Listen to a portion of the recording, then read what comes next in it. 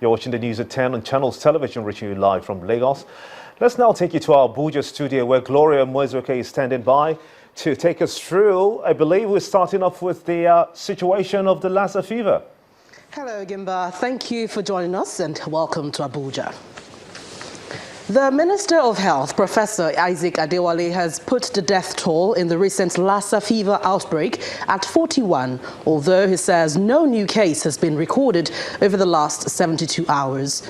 According to him, the disease has also been confined to the 10 states where the spread was reported last week, but with a new record of 25 cases confirmed by the ministry.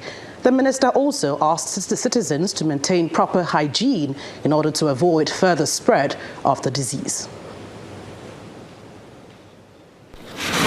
I wish to inform the nation through you that as of today we have 93 suspected cases. We have confirmed 25 cases with 41 deaths, giving us a case fatality of 44%. The reassuring aspect of the current outbreak is that we have not recorded any new case in the last 72 hours. There has also not been any death in the last 72 hours, which gives one hope that we are beginning to see the end of the outbreak. It is important that we continue to remain vigilant, and that as Nigerians, we must avoid spreading or drying of food items on the roadside or outdoors.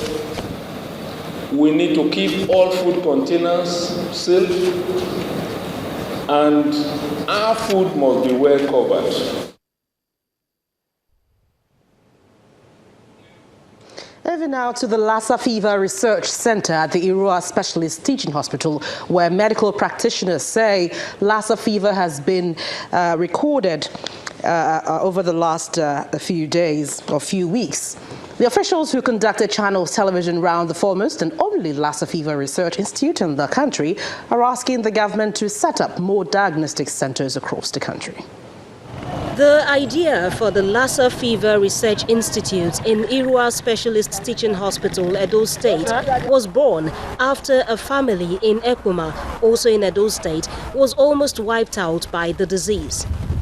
The chief medical director of the hospital says the disease is endemic in Ekpoma and many other communities across the nation. Well, we think it's endemic in Ekpoma. It may also be endemic in many other communities in Nigeria. But you see, if there's no index of suspicion, or if test has not been done in that community, you may not know what's causing the fevers and what's causing the death. The Lassa vector, the multi-mammate rat, is a look-alike of the house rat, but brown and has up to 24 breasts. We don't ask people to go looking for those features, but the major message is that you should make your house rodent-proof. This is the laboratory where testing is carried out. 19 positive cases have been confirmed since November 2015. At the isolation ward, a more protective clothing is needed. A patient who presented early is responding to treatment, while another brought in a day before is in a more critical condition. Currently, we would have put her on a machine to assist the kidney, which we call hemodialysis. That is the process and procedure.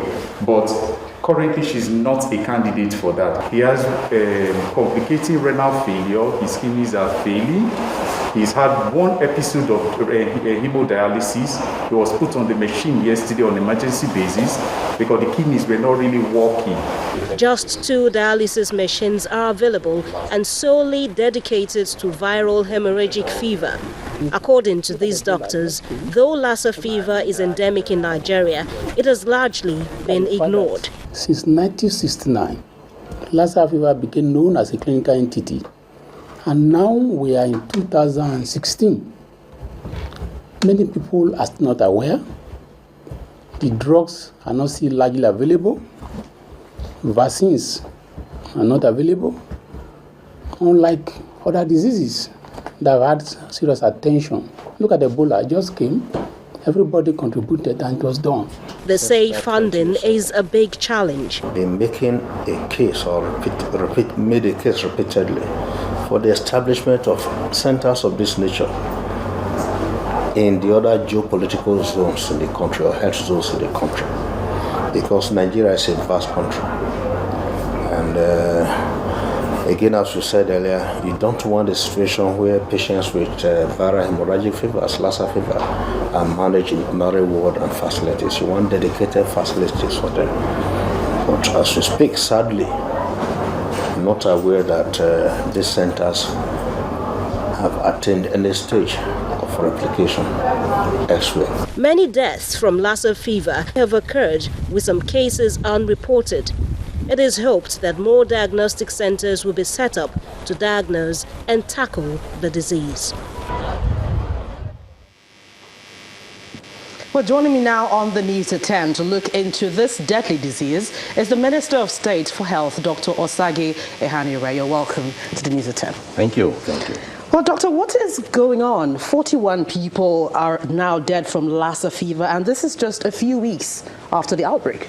Well, that's the nature of the illness. It is an acute illness, acute viral hemorrhagic fever, and it goes in that rapid way. So are you saying Lassa fever, now that it's spreading, is it going to go beyond 10 states? Because, I mean, that's what it's looking like, but can this actually happen up to beyond this 10 states? Well, the most important thing is early detection. If you detect it early, the fatality is not as high. There's a treatment for it. There's a cure, particular drug called ribavirin, and there are also support medication. So early detection, but above all, prevention. The cases can be prevented. It is a rodent-transmitted disease, and contact with rodents is what is very well known to be the means of contacting the disease.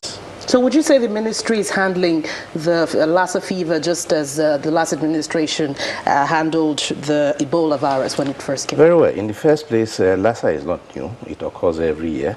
And in fact, this year's outbreak is among the lowest we have had. 2012 had a very high incidence of over 1,000. So far, we've had just about 93, 94.